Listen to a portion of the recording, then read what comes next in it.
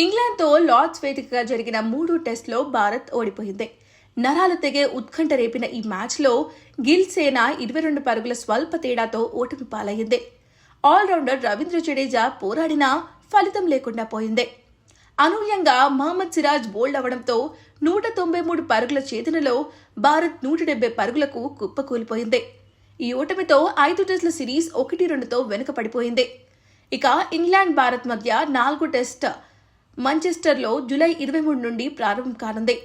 ఈ మ్యాచ్లో భారత్ మార్పులతో బరిలోకి దిగే అవకాశాలు కనిపిస్తున్నాయి. అందరికంటే ముందు బ్యాటర్ కరుణ్ నాయర్పై వేటు పడే అవకాశాలు ఉన్నాయి. డియర్ క్రికెట్, ఒక్క ఛాన్స్ అంటూ సోషల్ మీడియాలో వేడుకున్న నాయర్ వరుసగా 3 మ్యాచ్ల్లో విఫలమయ్యాడు. 0, 20, 31, 26, 40, 14 పరుగులతో నిరాశపరిచాడు. కాబట్టి 4వ టెస్ట్ నుంచి నాయర్ను తప్పించి ఐపీఎల్ స్టార్ సాయి సుదర్శన్ను ఆడించే అవకాశాలు కనిపిస్తున్నాయి. టెస్ట్ స్పెషలిస్ట్ అభిమన్యు ఈశ్వరన్ ఆడే ఛాన్స్ కూడా లేకపోలేదు. టీమిండియాకు మాంచెస్టర్ టెస్ట్ కీలకం కాబట్టి నాయర్పై ఖచ్చితంగా వేటు పడనుంది. అలాగే 3వ టెస్టులో కీపింగ్ చేస్తూ గాయపడిన రిషబ్ పంత్ 4వ టెస్ట్ ఆడటం అనుమానమే. గాయం కారణంగా 2వ ఇన్నింగ్స్లో అతడు స్వేచ్ఛగా బ్యాటింగ్ చేయలేకపోయాడు.